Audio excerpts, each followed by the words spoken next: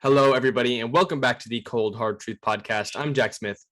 I'm Srikar. And I'm Anish Gupta. But wait, it's actually Judd Disney Smith. No, okay. Joe Mickey.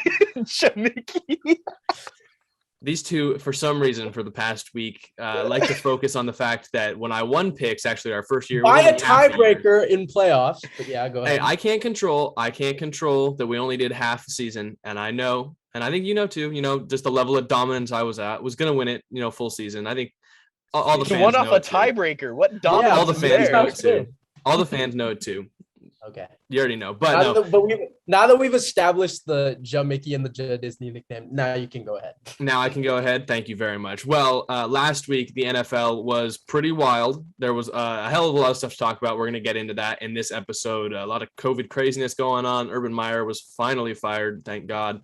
And a lot of other takeaways, as well as picks for next week and some fantasy information, especially from in our opinions, because fantasy playoffs have started. It's getting down to the important times. But anyways, how's it going, you guys? And how was your football weekend? And I swear, if you laugh at me one more time for only winning half a season, I might just stop recording. You brought it up, not me. What a week of football. I got a thrilling game with Niners Bengals. Just a great game all around. Picks, man.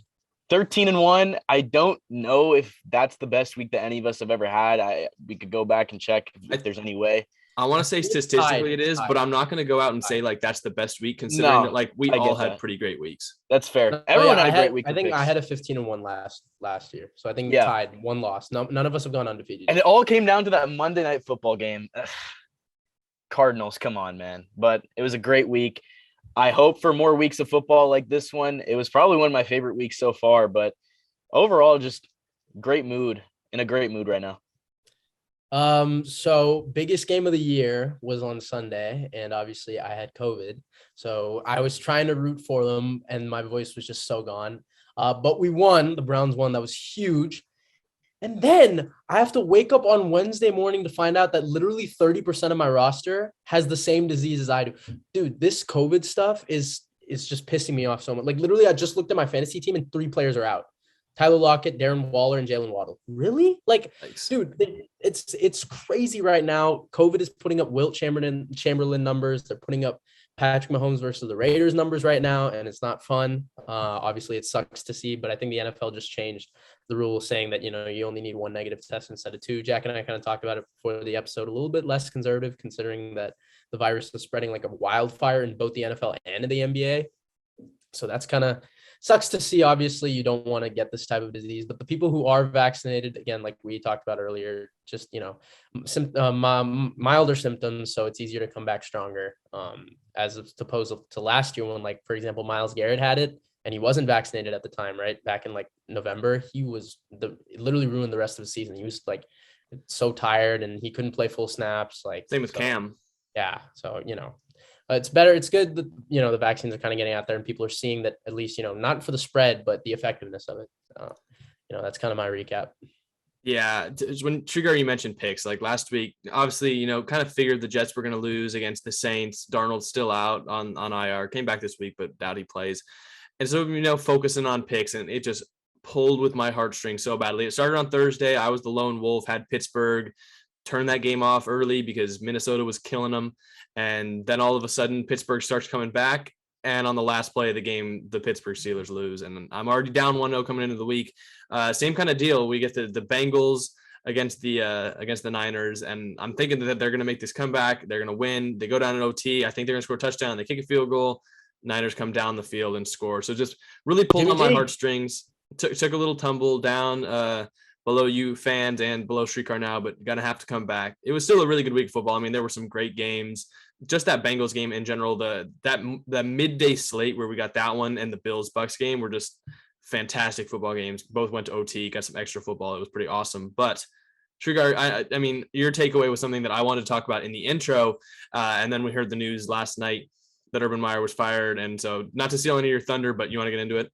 Yeah, let's do it. My takeaway is that we could see multiple one-and-dones in the NFL for the first time since 2007 when Cam Cameron and Bobby Petrino were both fired from the Dolphins and Falcons, which is crazy to think about.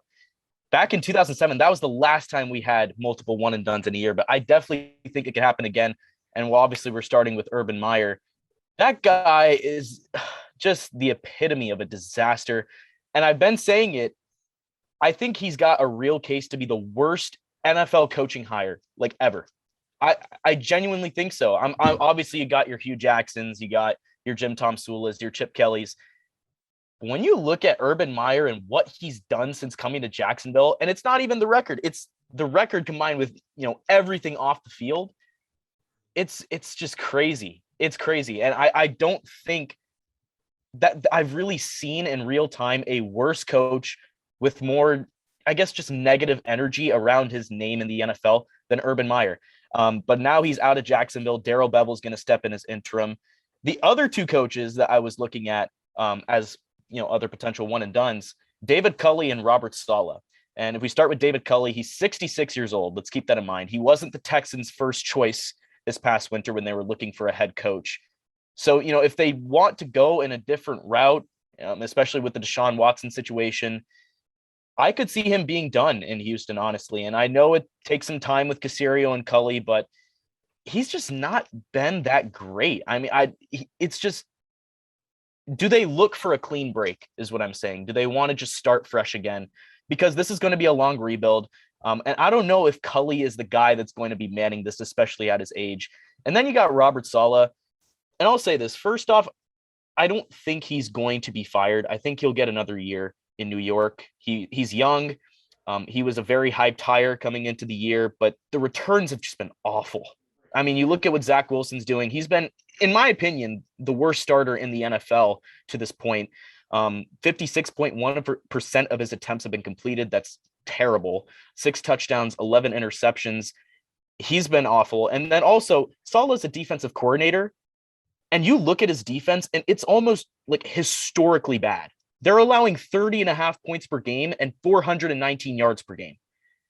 And those are both worse in the league. So the Jets probably give Saleh another chance, but I think they definitely have to consider moving off from him after 1 year. So I think we already saw Urban go, but I think David Culley and Robert Saleh, those could be two guys that we could see also depart after 1 year in the NFL. Yeah, I think quick reaction to the Urban kind of news. Obviously, he coached at Ohio State. I was a big fan of him there. And then obviously all the allegations came out, and I was like, all right, this guy's kind of got to go. And I just don't really, after that, I really didn't see him. I didn't think he was supposed to have a place in, the football coaching world, but he was given a chance. And I think, I listened to a couple podcast episodes about that from Colin Cowherd and this guy, Ryan Repetino or something like that. I forget his last name, but yeah, they were kind of talking about it. And basically, the NFL world kind of doesn't like, they're kind of reluctant to adopt college coaches and adopt college schemes and adopt college systems. So, when Urban kind of came in, it wasn't, I think the NFL is kind of glad that he's gone. And look, from a football perspective, the Jags had a couple of good games. Like, he coached a couple, of good, solid football games, especially the Buffalo one and the Miami one, but he brought so much unnecessary attention. The Jags, who are, football wise, were pretty irrelevant this year, right? They were relevant for all the bad things, all the drama, everything unnecessary. And I've always said this, right? It's so stupid. If a team has unnecessary stuff that you can get out of, do it as fast as possible. Just get rid of the narratives, because that will haunt you, and that can easily consume, this and put a dark cloud over your franchise. So that's my thing with the Jags. It's good that Urban's gone, because again, just so many things just piling on top. It all started with that hire with the coach from Iowa, I believe, the strength and conditioning coach. Chris Doyle. Yeah, that again, you don't do that. Like, that is not something that you can endorse or back. And I think it was just downhill from there. And I think the worst part also is Trevor Lawrence coming out and saying that, hey, I want James Robinson on the field, and just literally being denied, it wasn't, and for him to say that publicly and really get those things kind of out there, right, from, your quote unquote star quarterback, or the guy that's kind of representing your franchise, that's just, again, not a good look. So that's my take on the Urban situation. I'm glad he's gone. Maybe he'll find some type of job in, maybe media analyst or something like that. Cause he is a face, but now I think that face has just been kind of, graffitied on and derailed. I think that's my take on Urban. But for David Culley and Robert Saleh, look, the Texans have just, these are two teams that just, like, again, from a football standpoint, have just been irrelevant this year, which really sucks. to say, because there's only 32 teams in football, right? And there's only 32 head coaches. There's only 32 starting quarterbacks, things like that nature. But these two teams really haven't done anything. And I think, for David Culley, they do fight for him, and they've had some good halves of football. They really have throughout the season. They played well in some decent amount of games. But you're right, Srikar. I think age is a factor. And I just don't know, what David Culley could really bring to the table that we've seen enough of. Like there hasn't been enough, quote unquote flashes in my eyes that have said, okay, give him another year. Right. Dan Campbell, I've seen enough to say, okay, they fight really hard for this guy. And again, in that win, right, like they've looked really good in some games. That's the guy that, I can kind of get behind. But David Culley, again, just not enough. And then Stala, you're right. The Jets have been especially on the defense. My God. Like that disappointing, like really disappointing. I think that because, I thought this was a team that with a pretty solid roster on some, especially in some positions. I thought this team could, win a couple games that they shouldn't and, win, 5 or 6. I was with Jack on that actually. But again, disappointing. I should have just predicted a 2-15. They have won some games they shouldn't. I mean, they've beaten the Bengals and the Titans, and they looked pretty good in those games. It's just like, for some reason, on a weekly basis outside of those games, their defense is the worst in the league, and Zach Wilson just either has a great game or he sucks. They really haven't had very many mid-level games. I'll ask, because you are a Jets, like how many games could you considerably say, or comfortably say, besides maybe the Bengals and Titans, that they've outplayed their opponent on either side of the ball? That's tough. I mean, I have to go back. I've looked at some, like I just really can't name you any other game. Like, I think it's tough too, because like solid, while the roster it definitely wasn't great, and you could say like there were some pieces there. I feel like maybe two of the biggest pieces, I would say, are arguably the two best players on the team. Both have been Carl Lawson preseason out for the year, and Mekhi Becton's been out since like week 2. I want to say week 2 or 3.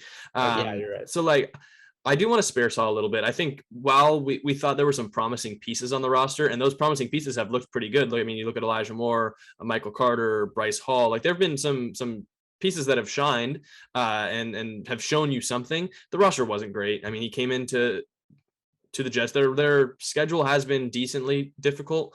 And I think you look back to that Falcons game as like one where they looked pretty good and they just didn't get a win. Like there aren't many games where I can say like they lost and they deserve to win. I think that Falcons one could have been one of them. But I mean, I don't think that Saleh will be fired. I don't really think he should. I think you give him one more year to see like that. Culley, I'm not completely sold on either way, him being fired or staying. I think, yeah, you're right. Age is a factor. The Texans have not looked good. And I think that this might be, I think they might have used Culley as the guy where they hire him this year. I mean, it was kind of a out of the blue hire. It wasn't really a big name that was talked about coming into the offseason, but also that's kind of like how they approached their free agency. They didn't sign big names. They signed a bunch of expendable players they could trade away at the deadline. That may be how they treat Culley too, where they now look this season and this offseason, they may bring in some bigger free agents and now focus on a coach for the long term. Whereas Culley and a lot of players they brought in were kind of just guys to hold them over for a year. I mean, I don't think you can even spare the name of Dan Campbell quite yet. We all love him, I think, as like a personality guy and a player's coach.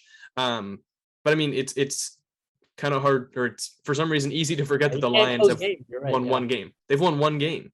And his play calling hasn't been amazing. No, it hasn't. Oh yeah, when he took over play calling duty, it's been pretty awful. But so yeah, it's like one of those three guys. I think I can see it in the cards that they get fired. I'm not completely sure which one it's going to be yet. I feel pretty confident in saying that Robert Saleh isn't going to get fired. I don't think Dan Campbell's going to get fired. I would bet on no.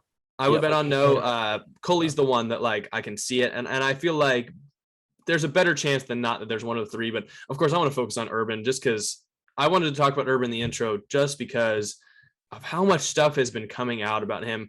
And, you know, some coaches have issues and they make mistakes where they kind of stick with them for a little bit of time. I mean, as much as we love Bill Belichick, there's the stuff where they were stealing footage from the sideline. Of course, you remember Tom Brady and him for Deflategate, and you remember all these things.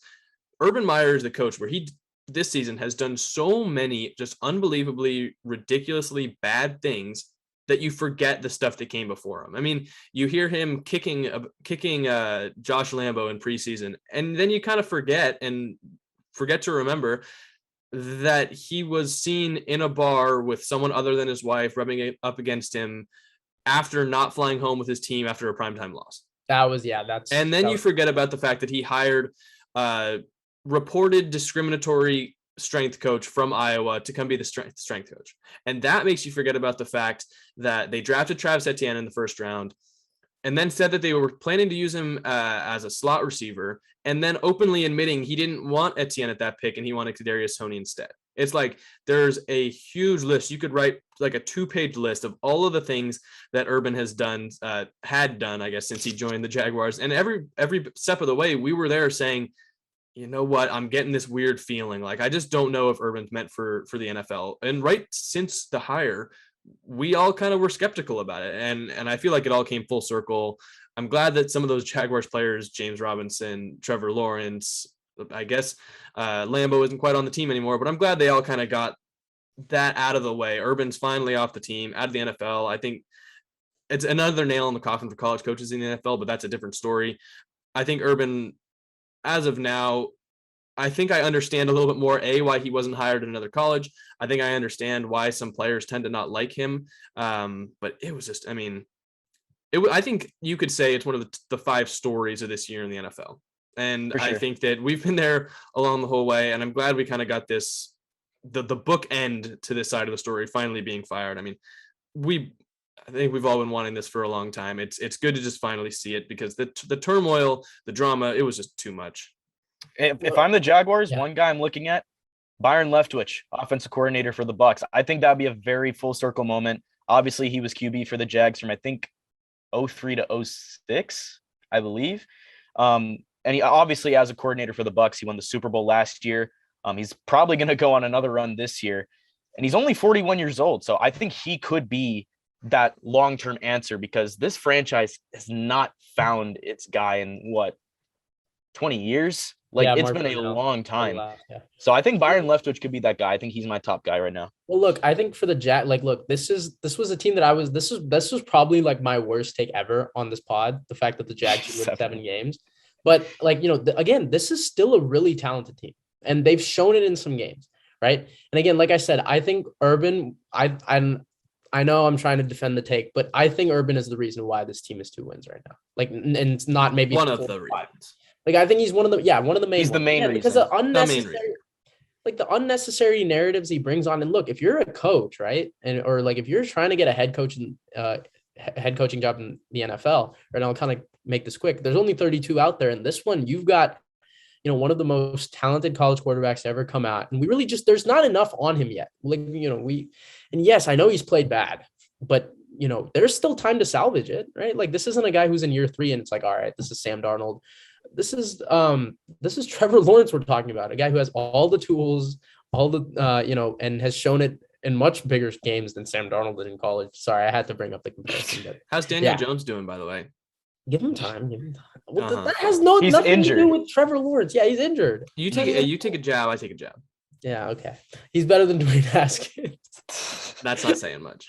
Yeah, but yeah, I think that's, if I'm a head coach, I kind of look at that and say, this is such an easy thing for, imagine such a narrative change where you can, make the Jags, at least in somewhat of a way, shape, or form, a winning team, right? The narratives you would get, or the praise you would get as a coach, would be insane. And, even if you fail, what is it? It's the Jags. You can easily kind of use that in excuse. I think it's a win-win for someone who is looking at a head coaching job.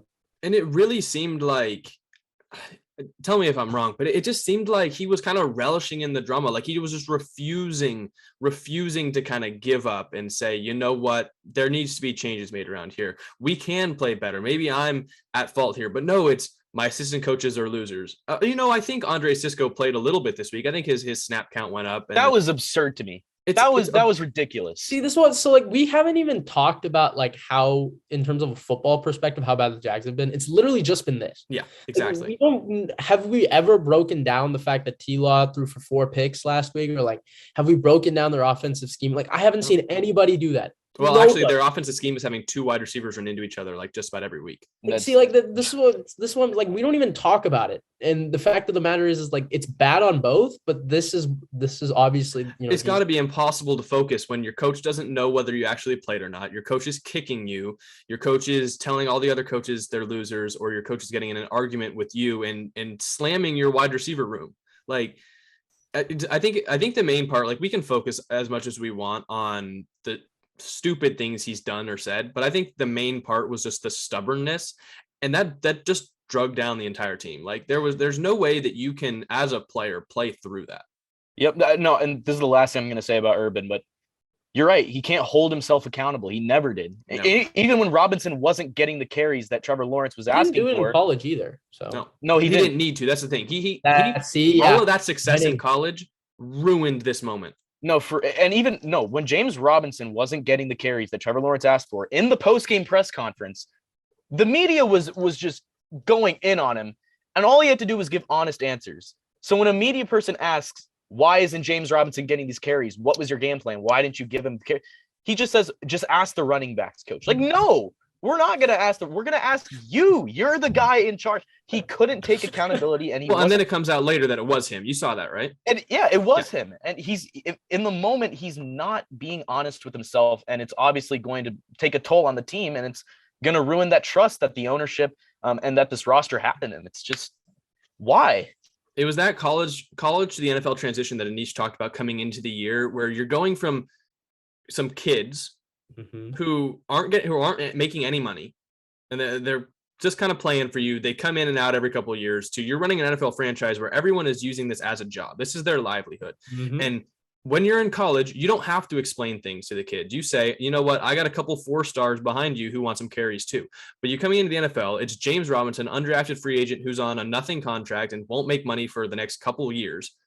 And you actually have to explain to the media, to him, to the rest of the team, why he's not getting carries. In college, it doesn't matter. And he had success for so many years at Ohio State and other schools and like Florida, too, that like he didn't need to explain himself. He could say, this is the reason this worked. You guys have to do it. If not, you're going to get benched because our recruiting classes are insane. But he comes to the NFL, it's not the same deal. And he's like this weird blend of like, there's the coaches that are kind of like the dictator coaches like Belichick, where if you fumble, you're not going back into the game.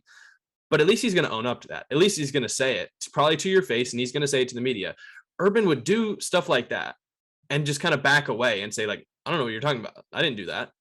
He's going to kick a player and say he didn't do it. He's going to not care about Andre Cisco, but then back out of that question when he's asked. It's like, it makes no sense to me. I'm just glad he's gone. I know we talked a lot about, hey, this is a Jaguars segment, I guess, because, it's glad they're finally getting some attention from us. But I will say this too, like, from football perspective, I think because there have been coaches that, like have figured it out. Like Jimmy Johnson won 1-15 his first year, and he was from college, right? So like there are coaches that have sometimes figured it out if you give him a couple of years. Like for example, I still believe that Saban could have figured it out. He went 15-17 with no quarterback with the Dolphins. So like I'm of a belief if you had given Urban time for Urban amongst all of this, I think from a football perspective he could have figured it out. But it's just this personality. That was the problem, right? Again, in the NFL, personalities are a huge issue. That is something, character is one of the biggest things in football. And because it shows so much easier in the NFL. And I think, like, as I was saying, in the beginning of the season, and even what Jack was alluding to now, like these are 18, 19, 20-year-old kids, right? Like we're college kids. Like, and I still feel like a kid. Like if someone were to tell me like, hey, you got to do this, I will listen. Right. But, try and telling a 27-year-old, to sit on the bench or like, saying like, I'm in charge of you, right? Like you never see college players argue with personnel. In the NFL, it happens a lot, right? And it happens a decent amount of times where a player will be like, well, sometimes argue with their positional coach or even with the head coach. We're even seeing it now with Trevor Lawrence, who's like 20, 21. I mean, so I think that's kind of my final thoughts on it. If you guys want to move on to another takeaway, or you guys want to say anything else? Yeah, we can touch on mine, which is it's going to be a happier conversation, and I'm tired of ranting. So now I get to talk about something I'm actually genuinely excited about, which in this case is the AFC quarterback Pro Bowl race. And I'm not just talking about this year. I'm talking about the next decade, the next 20 years, because it is going to be absolutely ridiculous. I came in after watching stuff last week, wanting to talk about Burrow and Herbert specifically. And I wanted to make some bold claim like, oh, Burrow and Herbert can run the AFC for the next decade. And I'm like, well, I could say that because I think that there are players that in if they were given just a regular conference, would be capable of doing that. But then I'm thinking about like, there's Mahomes, Allen's in this division, there's still Lamar. And I was like, okay, I'm going to change it. I talk about all of these players kind of in the same breath, but mostly focusing on Herbert and Burrow, because they've both been absolutely incredible this season, playing up to their draft status. Burrow's been the six times FedEx Air Player of the Week. Like, that's absurd. 6 times. That's the most in the league. 3-time AFC Player of the Week. And obviously, we know how good he is. I assume you both saw his throw last week to Jalen Guyton. That is one of the best throws I've seen in my entire life. It might be the best throw I've seen in my entire life. Crazy arm talent. I think he's second, if not first, most talented player, most talented quarterback in the league. Like, he's pushing Mahomes. He's pushing Mahomes. I don't know. I don't know if you agree with that. He's pushing Mahomes. I think you could still say Rodgers over Herbert too. Oh, no, Rodgers consensus won. Come on now. No. Yes. Talented? Mahomes. No, consensus. Just because Rodgers makes way less mistakes. This has always been my. That's point. not. That has to be part of. He is more accurate. Like, that has to be part of talent. Like, I think, like, I guess from like an arm strength standpoint, yeah, but I include accuracy because I think. I just think the throws that they can make. I think they can do the same, right? Like, I've seen Rodgers make some throws where I'm just like, what the hell? Like the one, remember Jared Cook against like that. I mean, yeah, I can say about Mahomes too, though. Yeah, see, like that's what I'm saying. Like, there's only a handful, but I would still say, just because, what do you call it? Like, I include accuracy just a little bit in talent because, like, to please everybody, then one of, if not the top, one of the top 2 most talented young quarterbacks in the league. There you go. There you go. and on Burrow's side, like, he's not like the same flashy kind of impressive, but I think what he's done this year with that Bengals roster and coming back from, they've been in the depths of the NFL for the last couple of years. His pedigree and what he's done this year has been equally impressive, in my opinion, as to what Herbert has done. I'm not going to go as far as PFF by saying he's the second best quarterback in the league this season, and they routinely rank him above Herbert, which is, I think, like, Twitter right now is having just a really weird time trying to understand how that's possible. Not as many, big time throws, 60-yard bombs, but his comeback this week against the Niners, his just ability to go out there, win football games, his mental makeup, everything. Burrow has been incredibly impressive to me this season. And I have no doubt in my mind that those two are going to be perennial contenders when they're healthy for their divisions, for AFC championships, and possibly even for Super Bowls. But then, like I mentioned, you got to, I think, still recognize that there's Patrick Mahomes, Josh Allen, and Lamar Jackson in this division. There's two MVPs, 2 Super Bowl appearances, 1 Super Bowl ring, and then Josh Allen, who a lot of people thought could win MVP this year, possibly could have won it last year. Those 3, again, also some of the most talented quarterbacks in the league, some of the best quarterbacks in the league. And this isn't even accounting for possible breakouts like Trevor Lawrence, Mac Jones, Zach Wilson, or even Aaron Rodgers, like you mentioned, possibly coming to the AFC and joining the Denver Broncos. There are 3 quarterbacks from each conference each year that get to make the Pro Bowl. And I think there's at least those 5 that I mentioned, plus possible breakouts, plus other players coming in free agency in the draft. How are we going to make a Pro Bowl ballot for the next decade with only 3 AFC quarterbacks? It's absurd. It's absurd. Mm-hmm. Like, the AFC is so strong quarterback wise, and it's so fun. I mean, like, it's probably one of the highlights, I think, this season as well. I think it's going to continue to be one of the most exciting things in the NFL. I agree. The future is in amazing hands right now. Yeah. And it's just been continually proved time and again, over the weeks that we've watched this season. Now, in the Herbert versus Burrow debate, I kind of take the stance that Herbert is elite and Burrow is great. I never want to knock Burrow because one thing is I love his guts. He's a very gutsy quarterback. And it usually pays off for him. As you said, mental makeup. I think he's got it there. But Herbert is just, I just think he's on another level. And it's not even, no shade to Burrow or anything, but I think Herbert's just there. But I think you're right. It's going to be very exciting to watch, over the next 10 years even, what's going to happen with the league, especially in the AFC, the NFC side too. It's looking very exciting. Kyler Murray's, he's broken out already. He's looking great. Trey Lance, who knows what happens with him. I think just snuck in Trey. Of course, you went Kyler and Trey.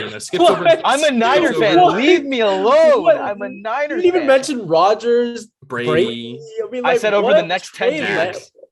I said over the next 10 years. I'm going to name Okay. young guys. Okay. So Okay. obviously, but yeah, you know what I mean. The future is in great hands, and I'm very excited. Yeah. Anish, before you go, how do you feel about this comparison where it's Herbert and Burrow as Rodgers and Breeze Ooh. over the next generation of NFL? I don't know. I feel like I think that's not bad, but I think again, like I'm guessing you're alluding to Herbert being Rodgers and Burrow being Breeze. Well, then Brady will probably just stay as Herbert Brady is because he's not going to Breeze. stop playing. Yeah. I think I mean we're a little bit of a weird call just because of play style and stuff, but I guess you're talking in terms of narrative. But I will say this. I feel like Rodgers and Herbert compare play style wise, and they compare pretty well, but not Burrow and I don't know. Burrow, I feel like they're almost directly comparable. Burrow's not at like Breeze was crazy accurate. Like this dude, Burrow set the single season FBS. No, I know, but percentage record. His turnovers have been up this year. Like I don't think he's known for his. I think Burrow, so obviously you guys know I love Burrow a lot, and I still think he should go first overall. I'm not saying he's better than Herbert. I just think for the situation, what Burrow kind of came into, I think I'm glad both went into where they were, considering because here's the thing, right? Like Patrick Mahomes was blessed with Andy Reid and a playoff caliber roster. Herbert took a 5-11 team with questions on the coaching staff, right? Questions on the offensive line. And look what he's doing in his second season. And this is this is just absurd to say and I agree with you, Srikar. I think Herbert is elite. I think this guy needs to be in your top 5. I think he's already better than Lamar Jackson. And I think you can easily start comparing him to Josh Allen. This guy is really good at football. You guys know I love Burrow, though. I love my guys that are just have intangibles, that are leaders. I love those type of quarterbacks. So, Burrow will always have that special place for me. And, for what he's done with the Cincinnati team his second year, especially off the ACL, we have to give him some credit. That's crazy to what, he's been able to do in a loaded AFC North, right? And in all these games, he's been really, really good, especially in the division.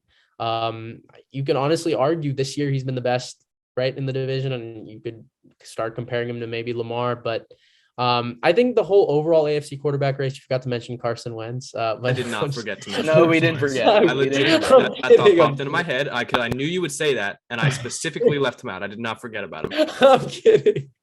But yeah, no, I think for the next few years, this debate is really going to be good, considering they are all young, right? These guys are all below the age of 26.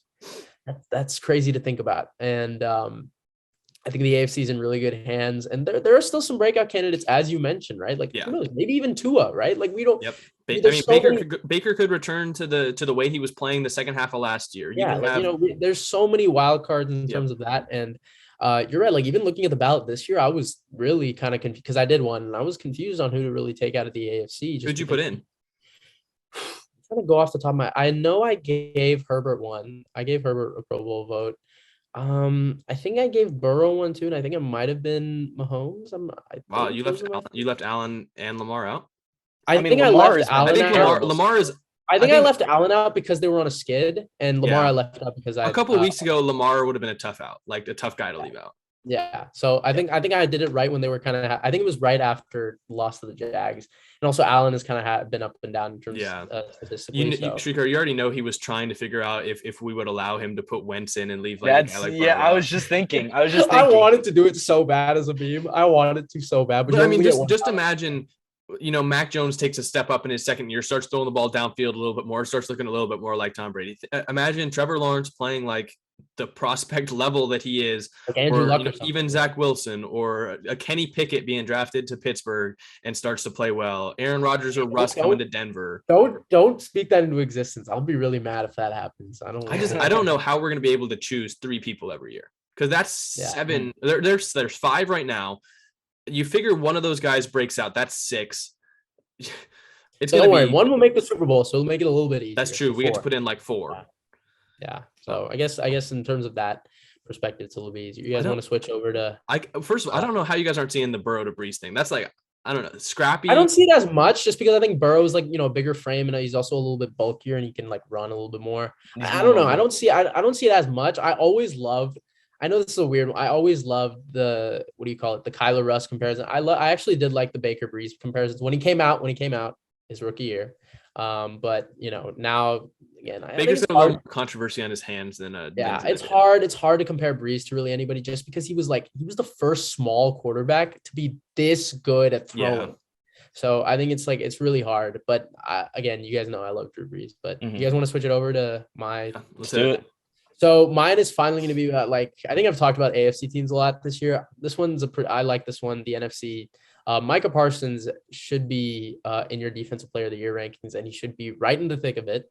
I think he should be third. I know I would put Miles and TJ are right there. Like, I think they're right in between each other again, because I can argue that Miles gets double teamed more, and I think TJ benefits from playing in a 3-4 versus Miles gets double teamed in a 4-3. So that argument, there's just a lot of that, and also TJ isn't healthy. But I think Parsons should be right there at number 3, or or 1A, 1B, and then 1C, because this dude has been phenomenal. And this is a guy that I've watched a lot of. Remember, I did a video on him with him and JOK. They've been good in both of their retrospects, but Parsons, like, this dude has literally changed the entire Dallas defense. Like, this guy has been responsible for, Randy Gregory playing well, D-Law at times, right? Like, I think because of him, these weird matchups, like if you put him in, plugging up the A gap or him coming through straight through, right? A running back literally can't stop him. It's unfair. And he plays the game in such a weird way where he's literally like timing it, and he's not even bull rushing. He's just speed rushing at the guy. So he plays with such a unique way because of his kind of hybrid, defensive caliber, right? Like, cause he's listed as a linebacker, but he plays a lot of defensive end snaps. And, it's just, I think Dan Quinn has a lot of fun with this guy. And you can look at the numbers. I think he's had a sack in like the last 6 games or something, and he's got like 12 on the year. He's got a few forced fumbles, and like he's really changed the course of some games. I think I think this is a narrative that's coming out right now that we need to really start talking about him as like one of the 3 best edge rushers in football. I think my list right now for defensive player of the year goes TJ, then Miles, then Parsons, and then probably Bosa. Yeah, Bosa. But I mean, you said it yourself. He's having an incredible year, and he is going to be, the leader for that defense for hopefully years to come. I think he's got great leadership traits, and obviously they rally behind him. So I think he's definitely a top 3 edge rusher in football. Are you saying this year or just overall? I'm gonna say this year, but I'll also say this, like, he's got mad potential, like, and absolutely. And I think Cowboys fans can finally put this to bed. When I also said this too, like, you guys are tripping if they're like, oh my God, we should have gotten Surtain. Like, no, why did we get Parsons? I was like, no. Really? Stop this. Like, I was saying this back then, and I think Cowboys fans can comfortably say that now, that, as good as Surtain has been, like, he's been honestly like, a top 10 to 12 corner this year. Parsons can just do more, and he can just have a bigger impact play by play. Because you've seen him sometimes do well in coverage too. Oh yeah, right? He's been pretty respectable in coverage. He had his flaws, I think, like preseason early in the year, but he's coming to his own. I think it's the interesting part is, like, they're not using him in coverage when he shouldn't be, if that makes any sense. Like, they are using him the correct way, and they've kind of learned, this is when we can afford to put him in coverage. This is the time we need him on the line. We can take advantage of this matchup. We can blitz him then. Dan Quinn deserves a lot of credit for what he's done this year. This is why some people are just better as coordinators than they are head coaches, because head coaches, it's a whole personnel issue and stuff like that. There's different jobs. I think people need to realize that. And I think, like, the cool thing about Parsons, he kind of lines up in these triangle formation, right? He can line up on one side of the line, the other side, and right in the middle. I think that's like so cool about it. I also do want to say one thing. I don't know if this was Jack, but I did have a couple comments on the video I made questioning his off the field stuff. I remember that was like, a little bit of a concern. Yes. He's been nothing short of phenomenal. Like, aside from that one, I think he said like one thing about how like the NFL isn't hard. Aside from that, that could come back to bite him. Yeah, which isn't the field said the same thing. Yeah, well, like, which isn't. He said the NFL was too slow. Or no, too fast. Like, I don't know. I think that's just a little bit of like out there confidence. I don't know. Like, which isn't even like a character. So like, he's been nothing short of great. And like, I've seen a little bit of the clips on Hard Knocks, and I've seen some stuff, of him mic'd up. Nothing short of phenomenal. I'm glad, that at least take by me was kind of passed through, because, yes, he had his issue, or like he had a little incident in college, but again, he was only like 18, 19. So, and it was still rumors. Like, that's the thing. The rumors were scary, but I think they ended up kind of not being. The fruition was not that. It didn't come to fruition like I think a lot of people thought it would. Before I talk about Parsons, I think you guys got to throw some more respect on Aaron Donald's name. I might still have Donald. Oh, well, I'm saying edge rusher. I'm talking about defensive player of the year. Like, Srikar didn't put him in his top 4. Okay. I believe Aaron Donald still leads the league in pressures. He at least leads Garrett. Nope. I think leader in pressures is. No, it's Max. I think it's Max. Yeah.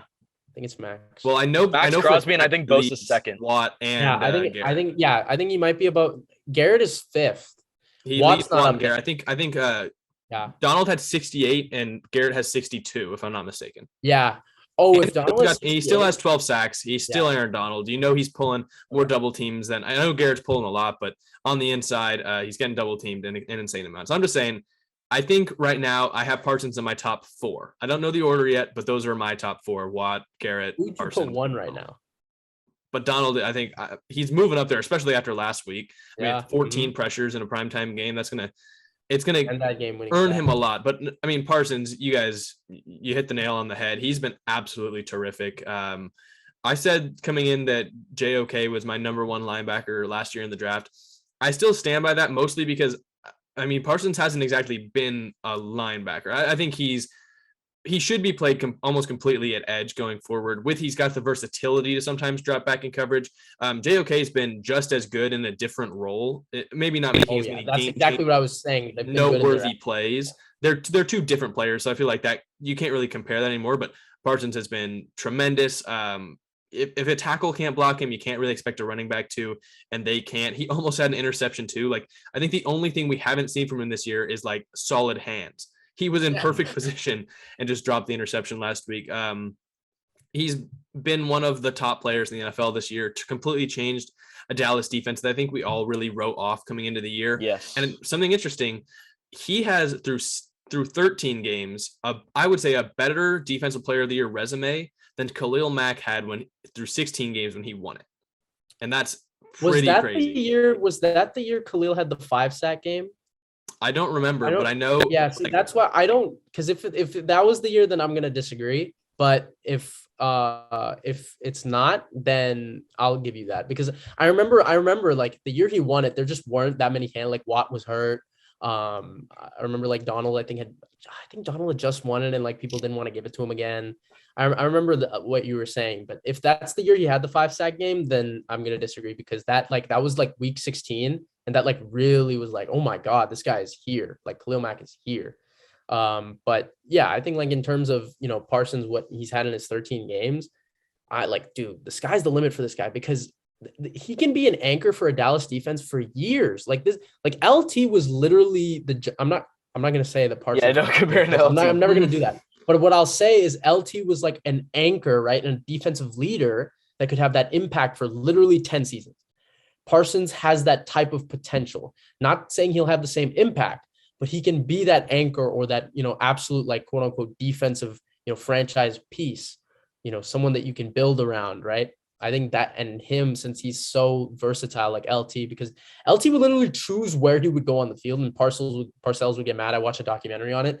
Like Parsons is like that type of dude to where like he's just playing like how he wants to play in certain aspects. So 2 more things. One, for the QB pressure stat, Donald isn't even in the top 9. It's Myles Garrett, Nick Bosa, Micah Parsons. Is that updated? Because I don't know if that's updated. It's through week 14. Okay, so then Aaron Donald has 34. I knew Max was one. You say Aaron Donald has 34? Aaron Donald has 34 QB pressures. I don't believe that's true in the slightest. Max Crosby also. Garrett have? Garrett has 44. Okay. I think this must be just different databases, because the numbers that I was seeing were in the 60s. So I think it's like, but I think it's different. It's a different I know what calculate. graphic you're looking at, Jack. I think it's from Catch the Blitz. That's the graphic. Mine is from football stat page. I think it's different. Because like different stat pages qualify pressures in a different form. Yeah, like that's why like ESPN uses different like grades as PFF does for like QBR and stuff. Mm-hmm. But And then the second thing I had was also, this is the last thing I'm going to say about Parsons. This is why that best player available can be better than team needs. Agreed. They didn't, as Anish said, a lot of Cowboys fans wanted Surtain. It was a need, but if Parsons was on the board, I think it was the right pick. And obviously you're seeing the dividends of that now. Yeah. So by the way, Mack 2016 was his defensive player of the year. He was 11 sacks, 14 tackles for loss, 26 QB hits. Yeah, this I don't think Pro Football Reference. Micah this year through 3 less games is 12 sacks, 17 tackles for loss, and 27 quarterback hits through 13. And he's playing in coverage. Yeah, this guy is sensational. He's absolutely absurd. I mean, just hats off to the Cowboys for seeing through all the things and that clouded people's visions, including mine, of Micah Parsons. And shout out to him for just balling. He's doing push-ups on the sideline too. I mean, he's in his bag. He's just doing what he does. And I think that he's going to be a very key piece to this Dallas defense for years to come. He will contend for Defensive Player of the Year this year, future years. So hats off to Micah Parsons. That's all we got for takeaways. Let's get into fantasy start sit. It's fantasy playoffs, so this is a little bit more important. Last week wasn't our best week, but I think we on the season still been pretty good. Srikar though, Terry, man, you told me to start Terry. I kind of believed in you. Anish, I told Srikar for the episode, but I had to win and get in the playoffs with my super team that I've mentioned before, and I had Lamar and Terry.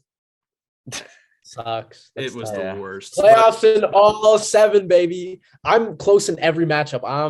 I'm nervous, but you know. Do you want to start us off? Because you're all 7 in the playoffs. Got to be pretty good at fantasy football. Yeah, I'm pretty good at it. So go with your start. Let's hear it. Oh, my start. Oh, right. Okay, I'm gonna say. So my start is gonna be Rashad Penny this week, and I know he's coming off a big week. So you know. I know it seems maybe a little bit obvious, but they don't have Tyler Lockett, right? And like I'm still of the belief that Tyler Lockett is like Wilson's favorite target. So, you know, I think they're going to be a little bit more run heavy in this game. I know they play Los Angeles, the Rams, right? And James Conner had a pretty good game. And Penny has shown, you know, a little bit of highlights both in the running and passing game. So I would say it's a good start. That's my start. Jag, you want to go? Should I go?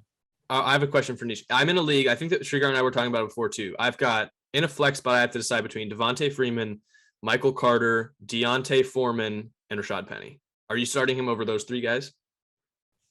Tough between Foreman and Penny. I think those would probably be the 2 I narrowed down to. Yeah, because the Titans, I'm forgetting who they play. They play Pittsburgh, who gave up 200 yards to. That's why I'm saying, because Dalvin Cook went crazy against them, right? Mm-hmm. So, and Foreman's also been pretty good for them. They've had a decent, like they've had some games where Hilliard's gone off and Foreman, right? Like back and forth. So I guess maybe for that, but if the Seahawks want to ride the hot hand, like Penny was able to do that on like 28 touches. And let's not forget, this guy was a first round pick. So, I mean, Pete Carroll saw a former random first round pick of theirs at a running back position do well. And now, you know, he's going to get like 30 carries.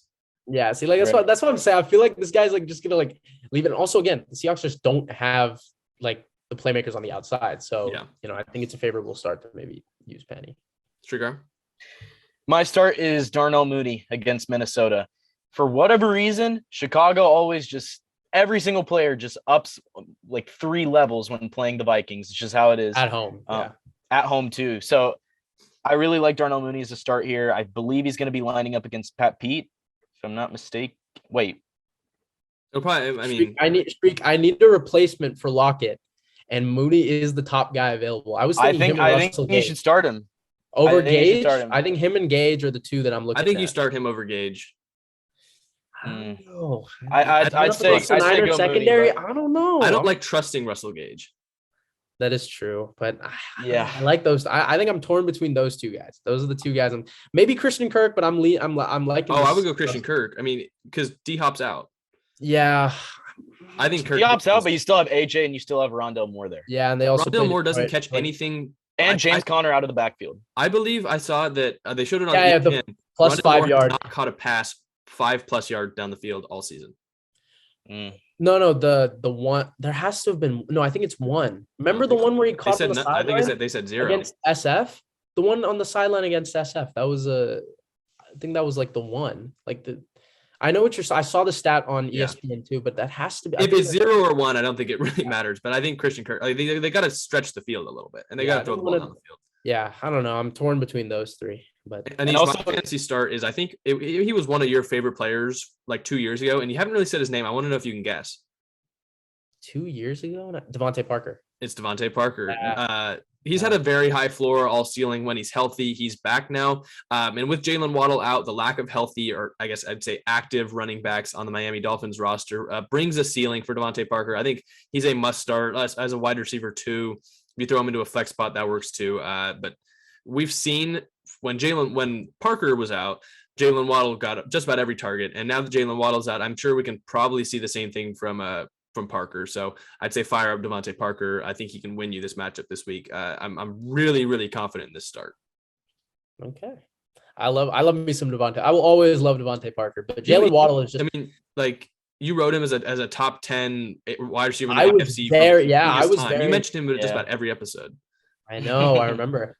I think last year, obviously, Dolphins were kind of just, again, they were kind of like this team that was winning off their defense. But like this year, honestly, like, I think it's just Waddle being the number one guy. I think he's like replaced him. I think that's just kind of how it is. But I will always have love for Devontae Parker, especially after that 1 year. Is he available on your wire, you think? Oh no, he's not. I checked. I picked him up yesterday, and I just got lucky. I guess I'm really liking this Russell Gage option between Darnell Moody, Kirk, and Mooney. It's between him, Kirk, and Mooney out of the three.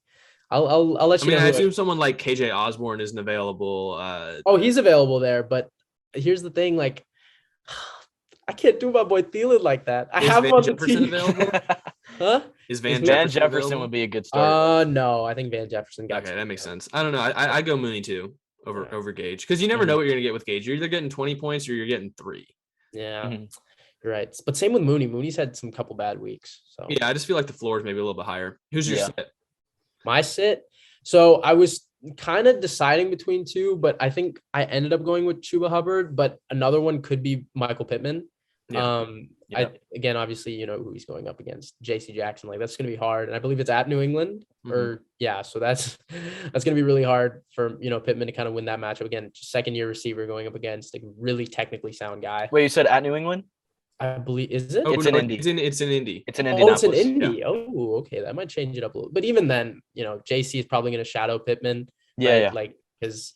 What's the other guy, like Udon or number 16, and then Zach Pascal, Campbell, or Urian, or Christopher Doolin, or something, or like Ashton Doolin. Ashton Doolin. Every like touchdown from Pittman the last couple of weeks. Yeah, so that's probably why I'm a little bit conservative on Pittman, and then Chuba going up against that Buffalo front. I know Lenny had a good game, but like the Panthers, just you can't trust them. Literally, like I bet on him last week, or not bet. I picked him last week. Thank you for that. You trash franchise. You Darnold. It's literally Darnold. Back though, activated off IR. So yeah, that's why. That's why. The fact that Darnold was on the stupid roster is why they lost. But yeah, I'm mad about it. So those are my two. But I think I'm leading Chuba more. I think my sit this week, AJ Dillon. And here's the thing: the Packers' game plan going into this game is going to be throw. And the reason I say AJ Dillon over Aaron Jones is because I think Aaron Jones is going to get work out of the backfield. But the Ravens have a very stout run defense. And I just think if you have other options over Dillon, I'd definitely say start him over him. I think you would, right? Like in general, like because he's the second back. Like Jones got way more touches. Right, but he can still score touchdowns. Played recently. Yeah. And there's like intrigue there because he got significantly more carries than Jones last week. Mm-hmm. It sucks because I had, again, in that same league that I had Lamar and Terry, I've got Zeke and Pollard, who just like Zeke came back a little too early. So none of them can really do anything fantasy wise. They're same thing with Jones and Dillon. It was brutal. They're splitting and they've been giving Dillon a lot more carries over the past few weeks. So I'd say bench Dillon this week. My sit, bouncing back from Srikar's start last week, it's Terry McLaurin. He's struggled a little bit too much recently for me to keep being confident in him. He's facing. Now he's gonna go off. It's gonna be so funny. He probably will, but like it sucks because I think Terry is one of the most talented wide receivers in the league. I think we all really want to see him be successful, but it's kind of his whole career. He's faced, poor quarterback play, very inconsistent too. And no matter who they've got there, they just tend to not look his way, even though he's open. He's had low target totals recently. And this week, he's going to get, even if he's like, I don't even know if he's going to be fully healthy for this matchup. I think it's like a 50-50 shot. And he gets Darius Slay, who's been pretty great this year. I think top 10 corner for really sure. I think you got to keep Terry on the bench. While there's been some weeks this year where you've kind of seen it come together, he just doesn't. He's for some reason not a very featured part of this offense, and he's going to get the best player on the Eagles defense lining up right on top of him. So I'd say you bench him. I was also thinking Dalton Schultz, and like I mentioned, Ezekiel Elliott. Schultz he's got a 10% target share since Cooper and Gallup came back. I think actually just since Cooper came back, and then Gallup on top of that.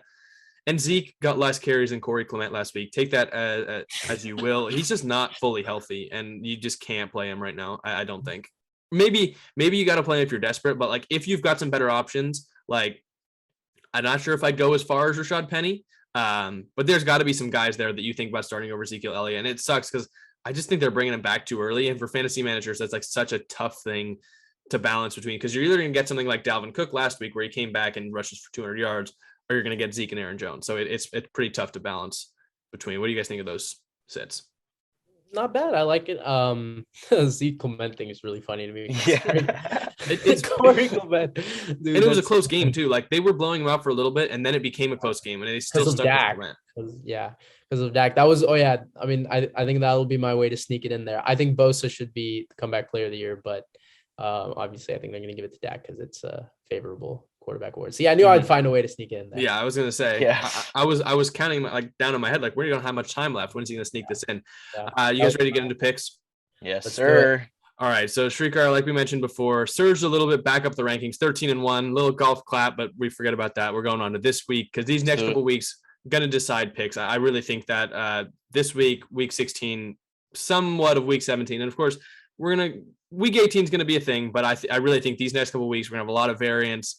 There's some great games. The first one, though, that we're going to focus on this week, it's an absolute crapshoot because not only did the Browns not have Baker Mayfield, they don't have Case Keenum either, it looks like. So we're going to have Nick Mullins at quarterback. Might not even have Kevin Stefanski coaching this game. Tons of other players, two-fifths of the offensive line, including, I would say, their two best offensive linemen in Wills and Teller. Jarvis Landry, multiple defensive players, all out with COVID for the Browns. And the Raiders still suck. So it's like, who are you going with? Anish, you can start us off. You're a Browns fan. No, you are. You're starting us off. No, I'm definitely not starting it off. We're not switching. No. I'm starting. No, Anish, I'm starting. Feel free. Go. Okay. Come on. I'm taking. Dude, don't do it, dude. The Cleveland Browns, baby. Yes, I'm taking Nick Mullins. I'm taking Nick Mullins. Yes. Look, yes. And the only reason is because I think the Raiders are just more emotionally fried than the Cleveland Browns right now. Even with all that's going on with COVID, I'm going to take the Browns. And the only way I'm sticking with this pick is if Anish takes the Browns as well. So I'm passing it right off to Anish right now. Pass it to me because I am taking them as well. And here's why. Here's why. Okay. Look, the Browns do well when no one expects them to do anything. Like, I don't know why when people expect them to do something, they fall. But when people are like, all right, the season's over, they suck, 2019 all over again, they somehow just do it, okay? The Ravens game, right? I know Lamar got hurt, but they were up 10-0 when Lamar got hurt. So, look, they were all like, oh, my God, the Browns season is over. They're 6-6. The Ravens are going to come in here and win this thing. And boom, they, somehow stay alive. They're still in it. And, look, I know all the COVID stuff is rattled. You didn't even mention how, like, some of the players, it's like, off the top of my head, I can try and name all of them. It's like Drew Forbes, David Njoku, Jedrick Wills, Austin Hooper, Takk McKinley. Yeah, Takk McKinley, Jarvis Landry. I think we have one of the linebackers I'm forgetting. Who. But look, we still have Nick Chubb. We still have Myles Garrett. Also, Kareem Hunt's going to be out with the ankle injury. Yeah. We still got Dearness Johnson. So there's still some playmakers. And look, the last time we saw Mullins against the Raiders, he won 34-3 in prime time. Yes, sir. So, it's so ironic considering how Srikar and I always debate about Nick Mullins with Kyle Shanahan. And now I'm going to have to root for this guy in like one of the biggest games of the season.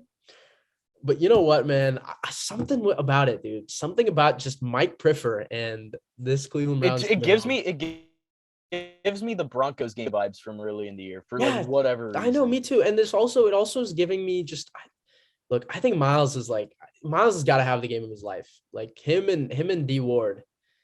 Oh my, I might have just jinxed. Like these guys better stay like healthy because Denzel Ward has been playing like top 5 corner. I don't know if you watched the game, but this dude was crazy. So yeah, we're gonna go with Cleveland on this one.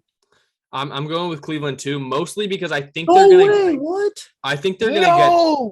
No, I thought you were gonna go Raiders. No, because I really want to go with the Raiders, and if the COVID situation stays the way it is right now, I might consider flipping my pick over to the Raiders. Definitely, we have contingency on this game just because of everything going on.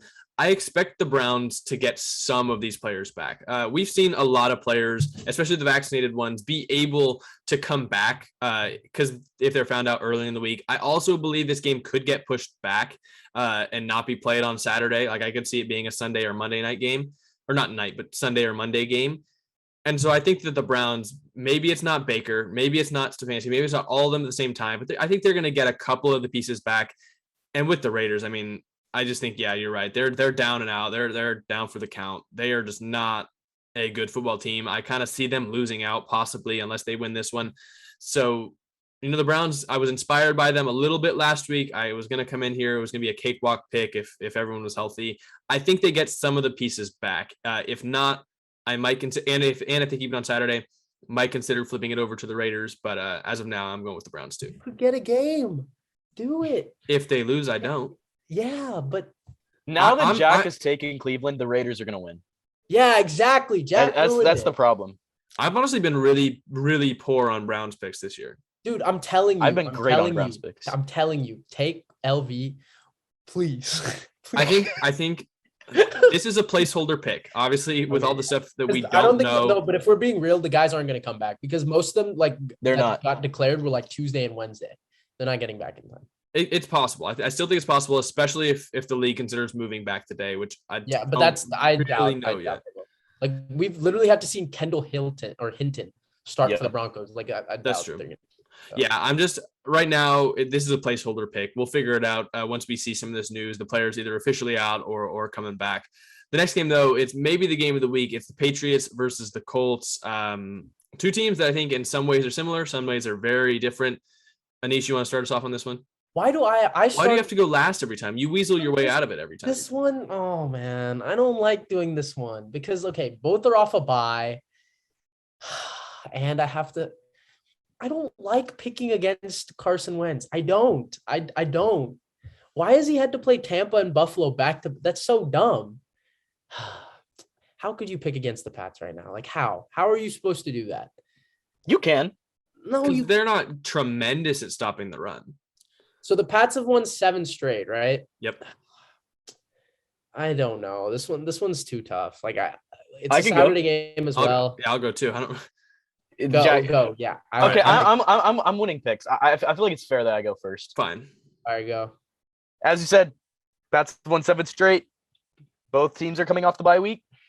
You're picking my boy? So I'm actually going to go with Indianapolis. Oh. I'm actually going to go with the upset. And I put this in chat earlier. I said, I have a prediction that the Bills are going to run the table and win the AFC East. And all it's going to take is, a loss from the Pats here and a loss from the Pats against the Bills next week. So I'm going to take Indy because also I think the Colts are built a lot like the Pats, especially in the trenches. So I think they can win the battle at the line. Yeah. They're at home. They're going to be, they're also also the desperation factor, I think, is on the Colts side because they have to win this. This is a must win. So I'm actually going to take the Colts in an upset here. I don't know what the line is. I think it's Pats -2, but yeah, it's tough pick, but I believe in the upset here. I was going back and forth on this one because there's reasons for both sides. I can plead the case of either team, but I settled on New England. I think both teams are coming off of a bye, but if there's anyone I trust the most in order to, prep their team during a bye for the next game, it's Bill Belichick. Obviously, everyone talks about it. When on defense, they scheme away your best thing on offense. And that's going to be Jonathan Taylor. While they're not going to be able to, I think, fully contain him, I trust them in the trenches. I trust Bill and the coaching staff to have a game plan for how to contain him. And while, they might give up some passing yards to either Pittman or any of the other guys we've mentioned, I just think it's so tough. It is really tough because I really want to pick the Colts because I think that they are a team that is built to beat teams quarterback. You're right, the Patriots. But I think the coaching is really what pushes it over the edge. Also, something I forgot to mention, if it comes down to, the end of the game, now I'm not saying I'm picking Mac Jones over Carson Wentz or Carson Wentz over Mac Jones, but I think it comes down to the playmakers that each QB has. And I think Carson Wentz has the edge in that department. I think Pittman can make some plays. If it ever comes down to an end of game scenario, I just trust the Colts offense in that position. Really? In the past. I was going to say, I think it's different. I think the Colts have to win. If the Colts are going to win this game, they're going to win it early.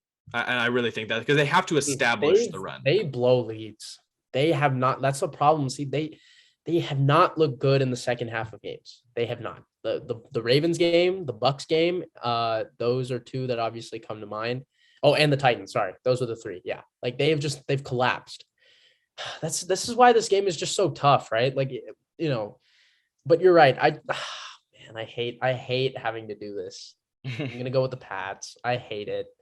It's so dumb. Like I love Bill Belichick. You guys know that, but man, I don't want to pick against Carson. I'm literally getting the best treat ever. Like after my final on Friday, I get to watch the Browns and Carson Wentz on the same day in prime time. I'm gonna and both are gonna be favored to lose. Like that sucks. But yeah, just move on. Yeah, it's a tough one. The next one I think is a little bit easier for me just because I'm not gonna get burned by Pittsburgh again. Not gonna go lone wolf in it anymore. I think the Titans beat the Steelers this week. They've shown that even after Derrick Henry's been out, they've been able to run the ball semi-effectively. We mentioned Dontrell Hilliard and Deontay Foreman. I think they have a decent game against the Steelers, and the Titans defense is playing at a really high level right now. So I just trust them to come out and shut down Big Ben, who we know can't push it down the field quite as well as he used to be able to put it nicely. We have another variance. Wow. Because I'm going with Pittsburgh. The Titans are the better team, I'd say, but they can run the ball, but they're still missing A.J. Brown. I think Ryan Tannehill is going to be under pressure. T.J. Watt is going to bring it. Big Ben just needs to hit a few throws, really. And I think they can win this game. Chris Boswell also, if it comes down to it, I think he can make the game-winning kick. So I'm going to go with the Steelers in an upset, and I pray to God it does not bite me in the butt right now. Damn, dude. I'm going with Pittsburgh too. I thought I was going to be the lone wolf on that. Look, it's at Pittsburgh. I think that's the main reason why. Because the game just slows down so much with the terrible towels. Like it just does. And I feel like in a low-scoring game, I just trust Pittsburgh to kind of eke it out. And look, Ben's had a couple of good halves. You can't even lie. Like the second half against the Vikings, he was on point. So yeah, I think, if we can get a little bit of that Big Ben, right, that is the question. I also just think Deontay Johnson is a matchup nightmare, even if you put Christian Fulton on him. Also, as Srikar mentioned, TJ Watt, and they have the 10 days of rest. I think that's going to be huge. And a moral loss to Minnesota. It's going to have them really angered up. I think Chase Claypool is going to hopefully be like, all right, I got to get my, bleep together. So yeah, I'm going with Pittsburgh, and it sucks because, this AFC North is so tight, and this is a game you want to see them lose. But I will say this quick note, because we haven't talked about Tannehill in a while. Look, his first 3 years, right? He was 7-3 in 2019. He was 11-5 in 2020. And he's 9-4 in 2021. This guy's a winner, but it sucks to see that I'm picking against him here. Trigger, who are you going with? Bengals, Broncos? Me? Yep. This is actually the toughest game of the week. Tough-ass games, dude. This is very tough. Because whoever loses this, I'd say, is done in the playoff race. Unless the Bengals can find a way to win the AFC North, it's still up there. But Cincinnati has picked a terrible time to go cold. Like, this is the absolute worst time. But also, they're the more talented team. So while they are fighting the mile high air, I'm going to go with the Bengals. I'm going to trust that they're just better than Denver. I'm going to go with Cincinnati. I'm going the other way. I'm going to take Denver in this one. Burrow's never played at high altitude. Maybe did high school if he's traveling, but so far in the NFL, never played at Denver. And I just think that the Denver defense is really underrated, and their rushing attack on the ground with Javonte Williams and Melvin Gordon, it's really clicking. I trust Teddy Bridgewater to not make quite as many mistakes as the Bengals would need to come out with a W in this one. And as many good things as I said about Joe Burrow, I just think this is a bad matchup for the Bengals. Damn. I'm also going with Denver. I think this one was a tough one because you want to say that Cincy will bounce back, but I think Denver's just playing with some heart, especially with, rest in peace to Marius Thomas. We didn't even get to talk about that. He was one of my, a player that, we talked a lot about back in middle school. So we never really touched on it, but, rest in peace to him. I think they've been riding behind that, right? That was one of their most impressive wins against, I know it was Detroit, but they look great on both sides of the ball. That running attack is pretty good. And I just don't know if the Bengals can stop it too. Gordon and Javonte went crazy, right? Like both of them. So I'm going to go with Denver here. I think they have this a little bit of spark, right? Because this team was kind of just up and down. They were kind of in the ropes, right? And then, I know obviously you never want to see anything like this happen, but I think in terms of morale boost, the Demaryius Thomas thing was kind of huge for this team. So I'm going to go with Denver. And our final game of the week, we talked a lot about the AFC North in this one. I was going to mention that all four teams in this is what I'm saying, how tight it is. And the matchups, you're going to continue to see a bunch of AFC North matchups throughout these pick segments because all of them are 500 or better. All the teams they have to play. So you're going to see a lot of this. You're going to have to keep hearing about my division, but I said this earlier too. The Ravens' opponent is way better than 500 better. Current NFC leading first seed target, I guess. The Green Bay Packers are I believe going to Baltimore in order to play the Ravens. I'm going with the Packers in this one. Lamar's status is up in the air. The Ravens seem to have run out of luck recently, and I just think they do not match up well with the Packers. The Packers are very stout against the run, and you know what? I just think that Aaron Rodgers, he's hit another level. I don't think he's going to lose games like this, especially after the downfalls they've had in the playoffs the last couple of years. If they can lock up the number 1 seed and host every single game through Lambeau, I think they will be feeling very confident in the playoffs. And I don't think they're going to let a game like this trip them up on that path, especially after they were kind of gifted it with the Cardinals dropping the game last week. I think even if Lamar plays, I'm also going to go with Green Bay. They are going to throw. The Ravens' pass defense is awful. They don't have Marlon Humphrey. Aaron Rodgers could have an amazing game. And also, as I said before, Baltimore has been very, very lucky. Not lucky in terms of injuries, but lucky in terms of the wins they've been getting. So I think, as I said, it's going to come back to bite them. And I think here's another example also with the Pittsburgh game. So I'm going to take Green Bay. I'm going to take Aaron Rodgers. Yeah, so I'm taking Green Bay. I need these guys to lose. And look, if somehow, some way, Nick freaking Mullins can win against LV. Listen, just hear me out. If he does, and the Ravens lose on Sunday, who is sitting atop the AFC North? I will let you guess. It is Nick us. Mullins. It will be us. It will be us because we have the tiebreaker, and it will be us. So please, Nick Mullins, please knock on wood. Jack, pick the Raiders so we can win. And then I'm also taking Green Bay just because, okay, look, if we're being objective, they're the much better team. They're getting their defensive players back. I didn't really want to make this a whole football perspective. These guys already covered it. But Lamar or Tyler Huntley, this Ravens team, I think, is, again, a little bit of a morale loss with the whole injuries. The injury bug just, I think, is consuming them.